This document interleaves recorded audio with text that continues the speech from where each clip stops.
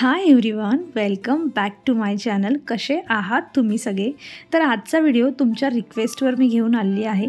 Of course माझ्या hair care रुटीनवर काय काय अशा गोष्टी मी यूज करते की माझे हेअर इतके छान कसे काय आहेत, अगदी सोप्या पद्धतीने आजचा व्हिडिओ मी तुमच्यासोबत एक्सप्लेन करणार आहे.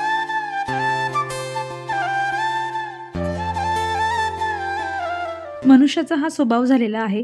सुखाचा शोध घेता घेता तो कधी दुःखी होतो हे त्याला कळतच नाही आणि केसांचे बरेच प्रॉब्लेम हे आपल्या स्ट्रेसमुळे, आपलं नेहमी दुःखी राहण्यामुळे जास्त होत असतात. तर जेवढं शक्य होईल तेवढं तुम्ही स्वतःला आनंदी ठेवण्याचा प्रयत्न करा. स्ट्रेस फ्री राहा, जास्त गोष्टींचा ताण घेऊ नका. म्हणजे तुम्ही जे काही रुटीन फॉलो करताय त्याचा चांगला इफेक्ट तुम्हाला येईल. म्हणून सगळ्यात पहिली माझी टिप तुमच्यासाठी ही असणार आहे की जेवढा आनंदी राहता येईल तेवढा आनंदी राहा.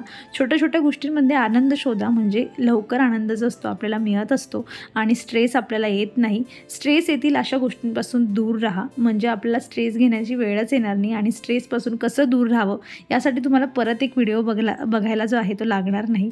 तर चला, आता मी तुमच्यासोबत एक माझी मस्त जी हेअर ऑइलची रेसिपी आहे ती शेअर करते.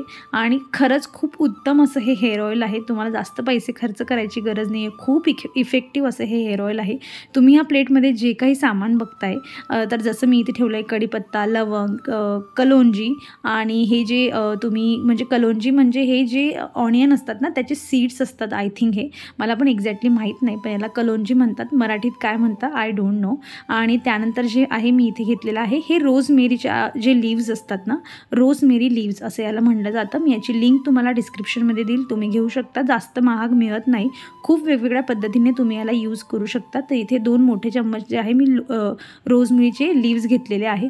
मेथी दाणा घेतलेला आहे आणि तुम्ही इथे 2 मोठे चम्मच मेथी दाणा घेऊ शकतात. आणि त्यानंतर जे आहे मी इथे म्हणजे जे आपले ऑनियन असतात ना त्याचं जे पील असतं बाहेरचं सुकलेलं, अगदी सुकलेलं, त्याच्यात थोडाही ओलावा नको असं त्याचंवालं जे साल असतं ते घ्यायचं आहे. आणि तुम्हाला गरजेचे आहे इथे काचेची बॉटल, काचेचीच बॉटल लागेल. कुठलाही शेप असला काही फरक पडत नाही, काचेची बॉटल पाहिजे आणि तिला मस्त असं एअरटाईट जे आहे ढक्कन पाहिजे. आणि इथे नॉर्मल जे आपलं कोकोनट ऑइल असतं मी ते यूज करणार आहे. जे काही आता तुम्हाला सामान मी दाखवला हा मी 200 ml तेल बनवण्यासाठी घेते. तर 200 ml तेलसाठी जो मी सगळा सामान होतं या बरणीत मी ओतून घेतलेला आहे. खोबरेल तेलासोबतच जे एरंडेल तेल असतं माझ्याकडे आता नाही आहे, पण मी यामध्ये ॲड करणार आहे 2 मोठे चम्मच मी एरंडेल ऑइल या 200 ml मी म्हणजे साहित्यासाठी मी यूज करणार आहे. एरंडेल तेल नक्की टाका, खूप छान हेअर ग्रोथसाठी ते चांगलं असतं. आणि हे जे ऑइल आहे तुम्हाला याला उन्हात ठेवायचं आहे. तुमच्या घरी जिथे कुठे कोपऱ्यामध्ये ऊन येत असेल याला 8 दिवस ही बॉटलला असं छान ढक्कन बंद करून उन्हात पडू द्यायची आहे. 8 दिवस झालेले आहेत आणि 8 दिवसापेक्षा जास्त दिवस काही ठेवायची गरज नाही आहे आणि काही तुम्हाला उघडझाप करायची गरज नाही. आणि तुम्ही बघू शकता तेलाचा कलर अगदी जो आहे तो चेंज झालेला आहे. आधी आपण अगदी प्लेन असं ऑइल घातलेलं होतं यामध्ये आणि 8 दिवसानंतर काहीही न हात लावता ऑइलचा पूर्ण कलर जो आहे चेंज झालेला आहे. जसं तुम्ही हा डब्याचं झाकण उघडणार तुम्हाला जो रोजमेरीचा असा मंद असा जो सुवास आहे तो येणार आहे, खूप छान वाटतं. आणि त्यानंतर काय करायचं की हे आपल्याला गाळून घ्यायचं आहे. तुमच्याकडे जी काही बॉटल असेल त्यामध्ये ओतून घ्या. माझ्याकडे अशी एक रेडीमेड एक बॉटल होती ज्याला नोझल्स आहेत वरती, त्याने तेल जे आहे व्यवस्थित अप्लाय करता येतं. तर मी इथे गाडणीने गाळून घेतलं आणि हे गाडलेलं तेल जे आहे एका दुसऱ्या बरणीमध्ये किंवा मग अशा बॉटलमध्ये तुम्हाला ओतून घ्यायचं आहे. या तेलात आपण जी काही सामग्री घातलेली आहे ती तुमच्या केसांवरच्या वेगवेगळ्या प्रॉब्लेमवर अगदी महत्त्वाची असं काम करते. प्रत्येकाचं मी आता एक्सप्लेन तुम्हाला इथे करत बसत नाही. तर इथे माझं ते तेल आहे 8 दिवसात बनून तयार आहे. आणि आता पहा हे उरलेला जो म्हणजे हे काही सामग्री जी आपली उरलेली आहे यासोबत आता करायचं काय, अजिबात फेकून द्यायचं नाही.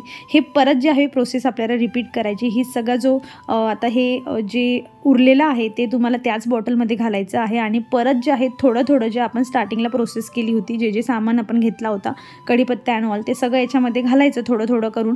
आणि परत त्यामध्ये ऑइल घालायचं आणि ही बॉटल परत 8 दिवसासाठी उन्हात ठेवून द्यायची.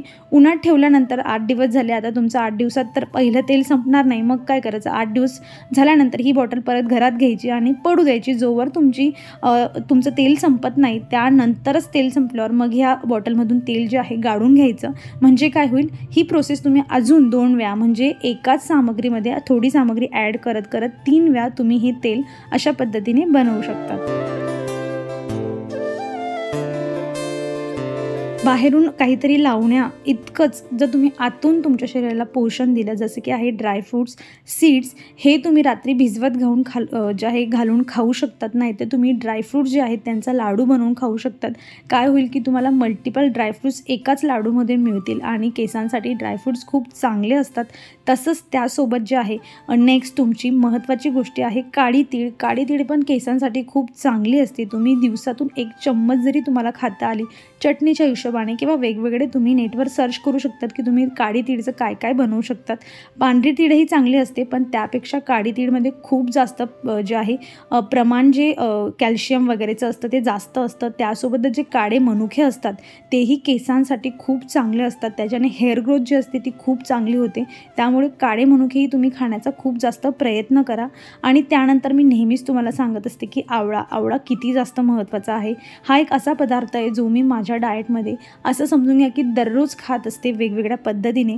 ज्यूस तर मी तुम्हाला कित्येक वेळा तुमच्यासोबत शेअर केलेला आहे की नुसतं तुम्ही आवळ्याचा ज्यूस घ्या सकाळी उठल्या त्यासोबत तुम्ही जे आहे मी जसं आता बीट घातलेलं आहे, तुम्ही बीट घालून आवळ्याचं ज्यूस घेऊ शकतात.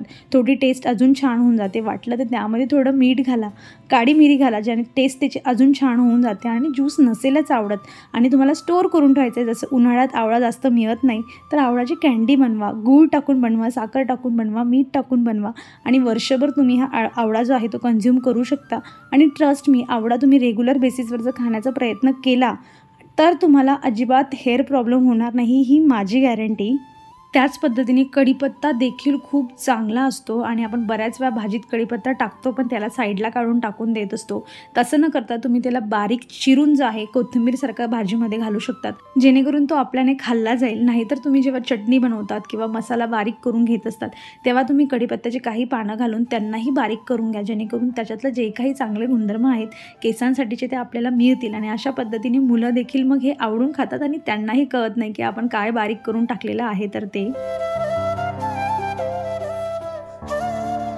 छान असं इफेक्टिव्ह तेल बनवणं तर मी तुम्हाला शिकवलंच आहे, पण चला आता तुम्हाला मसाज करणंही शिकावं लागेल.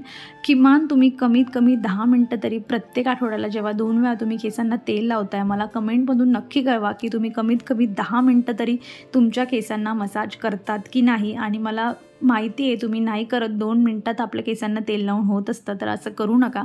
स्वतःला किमान आठवड्यातून 2च वेळा तुम्ही तेल लावताय तर 10 मिनटं तरी दिलेच पाहिजे. आणि जेव्हा तुम्हाला कंटाळा आला तेव्हा तुम्ही माझ्यासारखं ह्या अशा छोट्या छोट्या हातांची जी मदत आहे ही घेऊ शकता. आणि ट्रस्ट मी खूप रिलॅक्स फील होतं आणि हे अशा करण्यामुळे तुमचं छान क्वालिटी टाईम जे आहे तुमच्या फॅमिलीसोबत तो बनवू शकतो. तर असो 10 मिनटं तरी किमान तुमच्या केसांना मसाज करा. कानाचे वरचे केस जे कपाळ असते त्याच्यावरचे बेबी हेअर्स असतात त्यांनाही छान मसाज करा, तिथेही तेल लावा आणि अशा पद्धतीने केस खाली करूनही मसाज करा. कारण असं केल्याने ब्लड फ्लो जो असतो तो वाढत असतो. आणि तुम्हाला स्प्लिट एंडचा प्रॉब्लेम असेल तर बघा खूप तेल लावू नका. ज्या खालची जी लेंथ असते केसांची त्यांना खूप जास्त ऑइल लावायचं नाही, जस्ट थोडंच लावा. कारण तुम्हाला धुण्यासाठी जास्त तेल लावलं तर खूप जास्त शॅम्पू यूज करावं लागतं आणि जास्त शॅम्पू यूज केला तर मग तुम्हाला तुमचे हेअर ड्राय व्हायला लागतात. त्यामुळे लिमिटेड जे आहे ते ऑइल लावा, मसाजवर जास्त फोकस करा.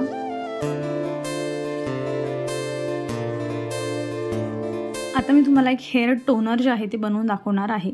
आणि यासाठी लवंग घेतलेली आहे मी इथे, कढीपत्ता घेतलेला आहे, जी कलोंजी होती ती घेतलेली आहे, रोजमेरीचे लिव्स घेतलेले आहेत आणि मी इथे घेतलेले आहे मेथीदाणा. आणि हे जे आहे ना आपल्याला यामध्ये आता समजून घ्या की तुम्ही जर 1 ग्लास पाणी ओतलं यामध्ये आणि याला तुम्हाला उकळत ठेवायचं आहे. आणि याला म्हणजे उकडून इतकं करायचं आहे की अर्ध्यापेक्षाही कमी होऊन जाईल. आणि असे छोटेसे त्याची जी आहे ती क्वांटिटी उरली पाहिजे. छान उकडू द्यायचं याला. आणि यानंतर जे आहे याला तुम्ही स्प्रे बॉटलमध्ये ओतून घेऊ शकता. स्प्रे बॉटलमध्ये ओतल्यानंतर अशा पद्धतीने जे आहे तुम्हाला केसांवर स्प्रेड करायचं आहे. आणि ही लावण्याची जी टेक्निक आहे म्हणजे तुम्हाला केसांना तेल लावायच्या आधी हे लावून घ्यायचं आहे. आणि हे इतकं म्हणजे पाण्यासारखं असतं की तुम्ही त्याला रोज म्हणजे लावून केसांवर ठेवू शकतात, लगेच लावून तुम्हाला वॉश करायची गरज नाही आहे.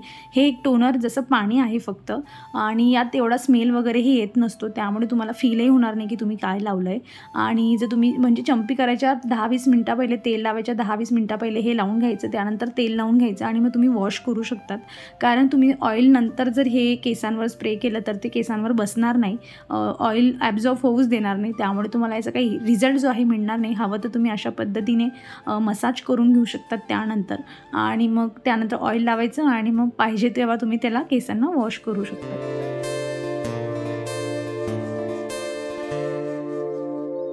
केस धुणं हा पण एक खूप जो आहे महत्त्वाचा भाग आहे. काय होतं की आपण शॅम्पू हातात घेतो आणि डायरेक्ट केसांवर लावत असतो, तर असं करू नका. त्याला नेहमी डायल्यूट करून लावा. जसं मी इथे तुम्हाला आता दाखवते, मी एका ग्लासमध्ये पाणी घेतलेलं आहे आणि तुम्हाला जेवढा शॅम्पू पाहिजे तेवढा या पाण्यामध्ये जो आहे मिक्स करून मग त्यांना केसांवर लावा. म्हणजे काय होतं की यामध्ये जे पण काही केमिकल्स आहेत ते थोडे कमी होऊन जातात आणि तुमच्या केसांपर्यंत डायरेक्ट जो केमिकल आहे की ती तुम्ही सल्फेट फ्री, पॅराबेन फ्री शॅम्पू घेऊन घ्या, पण बाकी केमिकल्स त्यामध्ये असतातच. तर ते कमी करण्यासाठी अशा पद्धतीने तुम्ही जे आहे डायल्यूट करून केसांवर जो आहे शॅम्पू यूज करा. आफ्टर ऑल ही सगळी एक सेकंडरी गोष्ट आहे. हॅपी राहणं महत्त्वाचं आहे, चांगलं तुमचं जेवण करणं महत्त्वाचं आहे आणि हे सगळं केल्यानंतर, ह्या सगळ्या गोष्टी फॉलो केल्यानंतर तुम्हाला याचा बराच चांगला रिझल्ट जो आहे तो मिळतोच. तर आनंदी राहा आणि हा व्हिडिओ आवडला असेल तर याला लाईक करा, तुमच्या मित्रमैत्रिणींसोबत शेअर करा. चॅनलवर नवीन असाल तर चॅनलला सबस्क्राईब करा. आपण भेटूया पुढच्या अशाच इंटरेस्टिंग व्हिडिओमध्ये. तोवर तुम्ही स्वतःची काळजी घ्या. So take care friends and bye.